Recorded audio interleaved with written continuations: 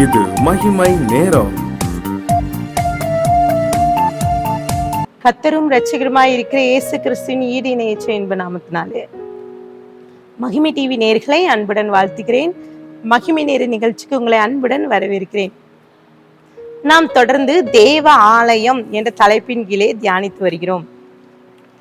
இந்த தேவ ஆலயம் என்றவுடன் நமக்கு நினைவுக்கு வருவது அன்னாள். இன்றைக்கு அன்னாளும் அவனுடைய தேவ ஆலயமும் என்ற ஒரு தலைப்பை நாம் எடுத்துக்கொள்வோம். இந்த அன்னாளுடைய வாஞ்சை, அவன் எப்படி இந்த ஆலயத்துக்கு வந்து ஆசீர்வாதத்தை பெற்று கொண்டாள் என்று நாம் அநேகருக்கு தெரியும்.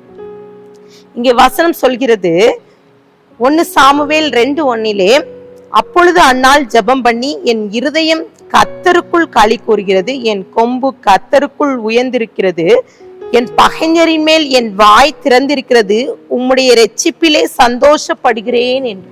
சந்தோஷம், அவளுக்குள்ளாக வந்த சந்தோஷம். காரணம், அவளுக்கு குழந்தை இல்லை. ஆனால் கர்த்தருடைய ஆலயத்துக்கு வந்து அவள் அந்த குழந்தை சுதந்திரத்தை பெற்றுக்கொண்டாள். இன்னும் வசனம் சொல்கிறது, அப்போஸ்தலர் 7ஆம் அதிகாரம் 48-50 வரை பாத்தீங்கன்னா, ஆகிலும் உன்னதமானவர் கைகளினாலே செய்யப்பட்ட ஆலயங்களில் வாசமாய் இருக்கிறார். கர்த்தர் ஆலயத்துல இருக்கிறார். அநேகருக்கு அப்படி ஒரு எண்ணம் இல்லவே இல்லை. ஆலயத்துக்கு வர்றதுக்கே ஒரு கேள்வியோடு இருக்கிறோம். அங்க என்ன, காலையில சண்டே வழக்கம் போல ஆலயத்துக்கு வருவோம். அங்க ஆலயத்துக்கு வந்து அந்த ஊழியர் நடத்துவாங்க, இல்ல குருவானவர் அத ஆண்டவருடைய செய்தியை கொடுப்பாங்க. ஏதோ கடமைக்காக வந்து சென்று கொண்டிருக்கும். ஆனால் வேதம் சொல்கிறது, கர்த்தர் தேவன் உன்னதமான ஆலயத்தில் அவர் வாசம் செய்கிறார். இதற்கு இந்த அன்னாள் ஒரு சாட்சி. இந்த பழைய ஏற்பாட்டு காலங்கள்ல அவர்கள் பலி செலுத்துவது உண்டு. வருஷத்துக்கு 3 முறை ஆலயத்துல பலி செலுத்தணும். இப்படி வழக்கமாக இந்த எல்கனாவின் குடும்பம் அவன் பலி செலுத்தும் வேளையிலே அவளுக்குள்ளாக துக்கம், ஒருவேளை சந்தோஷம், அவளுக்குள்ள இரட்சிப்பின் சந்தோஷத்தை பெற்றுக்கொண்டான்னு சொல்லி அந்த வசனத்தை நம்ம வாசிக்கிறோம். ஆனால் அவள் துக்கம், அநேக நேரங்கள் அவள் துக்கத்தோடு இருக்கிறாள். அவள் அங்கே செல்லும் போது அவனை எல்கானா சொல்கிறார், ஏன் அழுகிறாய், ஏன் சாப்பிடாது இருக்கிறாய், ஏன் சஞ்சலப்படுகிறாய்? இன்றைக்கு கூட இந்த வார்த்தை கேட்டுக்கொண்டு இருக்கிற உங்களுக்குள்ளாகவே இந்த வார்த்தை வரலாம். எதற்காக நம்ம அழுது கொண்டிருக்கிறோம்? சிலர் பாத்தீங்கன்னா சாப்பிடாம அழுது கொண்டிருப்பாங்க. வருத்தம், சஞ்சலம், ஏதோ ஒரு காரியத்துக்காக நம்ம ஓடிக்கொண்டு இருக்கோம்ல. இது இந்த ஆசீர்வாதம் கிடைக்கலையே, பிள்ளைகளுடைய திருமண காரியமா இருக்கலாம், இல்ல குழந்தை செல்வமா இருக்கலாம், வேலை காரியமாக இருக்கலாம். சில காரியங்களை நினைச்சு அழுது கொண்டு இருக்கணும். இந்த அன்னாலும் அதே போலதான் அழுது கொண்டிருக்கான். ஆனால் இந்த நாட்களில் அவள் என்ன செய்கிறா? அழல. அவளுடைய இருதயம் தேவனை நோக்கி பார்த்தது.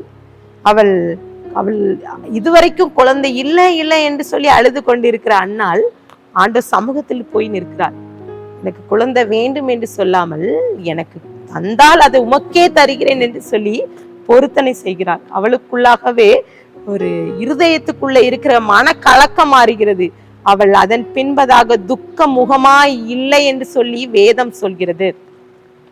கர்த்தர் அன்னாளின் ஜெபத்தை கேட்கிறார். பாருங்க, அது விசுவாசத்தின் வெற்றி. இன்னைக்கு அநேக ஆலயத்துக்கு வர்றோம், போறோம், ஆண்டவர் சமூகத்துல அன்னாலை போல அழுகிறோம். ஆனா விசுவாசத்துல வெற்றி பெற முடியல. காரணம், நமக்குள்ளாகவே அவிசுவாசம் இருக்கு.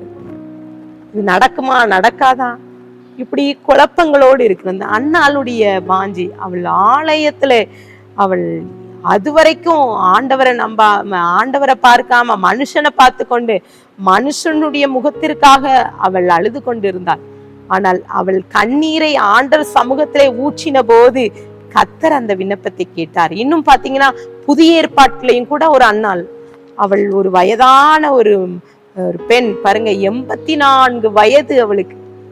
அவள் இரவும் பகலும் ஆலயத்துல உட்கார்ந்து உபவாசித்து கொண்டிருந்தாள் என்று சொல்லி குறிப்பிடப்பட்டிருக்கு. பாருங்க, இன்றைக்கெல்லாம் காலகட்டத்துல பாத்தீங்கன்னா அநேகர ஆலயத்துக்கு வாங்க ஜெபிங்க, சில கூட்டங்களுக்கெல்லாம் வந்த வயசாயிட்டு இனியெல்லாம் நம்மளுக்கு என்னன்னு சொல்லுவாங்க. ஆனா அந்த அன்னாள் அவள் குறிப்பிட்ட ஒரு 7 வருடம் தான் கணவரோடு வாழ்ந்தாள். அவள் ஒரு விதவை, அவள் எல்லாராலும் புறக்கணிக்கப்பட்டிருக்கிற பெண். ஆசீர்வாதம் இல்லை, அவளுக்கு அன்புல எதுவுமே இல்லை, அன்பு கிடைக்கல. ஆலயத்திலே இருக்கிறா, ஆலயத்தை மட்டும் விட்டு விடவே இல்லை, முழுவதுமாக ஆண்டவரை நம்பினாள். பாருங்க, அவர் ஆண்டவராக இயேசு கிறிஸ்துவை கண்டு கொண்டாள். அநேகர்கிட்ட சொல்றா, எருசலேமை மீட்க வந்த இரட்சகர் இவர்தான் என்று சொல்லி அறிக்கையிடுகிறார். அப்படிப்பட்ட மகிமை அந்த அன்னாளுக்கு இருந்தது. காரணம், அவள் ஆண்டவரை இயேசுவை விசுவாசித்தாள். பாருங்க, நமக்குள்ள நம்மளுடைய ஆவிக்குரிய வாழ்க்கையில நம்ம எவ்வளோ வேணும் இருக்கிறோம், நமக்குள்ள ஒரு மாற்றம் இருக்க. ஆலயத்தை மட்டும் விட்டுறவே கூடாது. நம்ம சில சூழ்நிலையில சண்டே தான் அவங்களுக்கு ஏதாவது ஃபங்க்ஷன் இருக்கும், ஏதாவது ஒரு சூழல் வரும், ஆலயத்துக்கு வர முடியாத சூழ்நிலைகள் வரும். லாக்டவுன் டைம்ல அநேகர் ஆலயத்துக்கு வர முடியலேன்னு இருந்தோம். அப்போ ஆலயத்தை விட்டுறவே கூடாது. இன்றைக்கு கூட இந்த வார்த்தையை கேட்டுக்கொண்டு இருக்கிற நீங்களும் கூட இனி ஆலயத்துக்கு போக கூடாது, எனக்கு ஆசீர்வாதம் இல்லை, நன்மை இல்லைன்னு சொல்லிட்டு கூட இருந்துட்டு இருக்கலாம். கர்த்தர் அன்னாளை கடாட்சித்தார். இங்கே பாத்தீங்கன்னா பழைய ஏற்பாட்டு காலங்கள்ல புதிய ஏற்பாட்டு காலங்கள்ல இருந்த அன்னாள் 2 பேரும் பேர் அன்னாள்.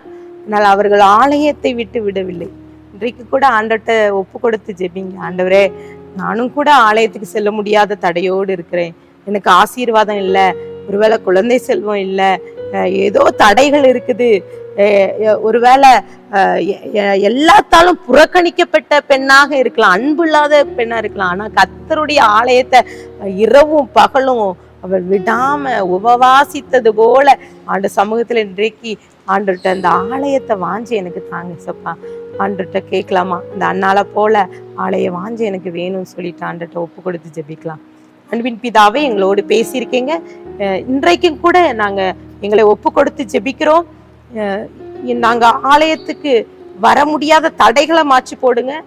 ஆலயத்தின் நாங்க வந்து உடைய ஆசீர்வாதத்தை பெற்றுக்கொள்ள இரவும் பகலும் தியானம் பண்ணி உடைய சமூகத்திலே ஆசீர்வாதத்தை பெற்றுக்கொள்ள நீங்க கிருபை தாங்க. துதிகன மகிமையெல்லாம் நம்ம கேரடிக்கிறோம், மீட்பர் மூலம் கேட்கிறோம் பிதாவே, ஆமென்.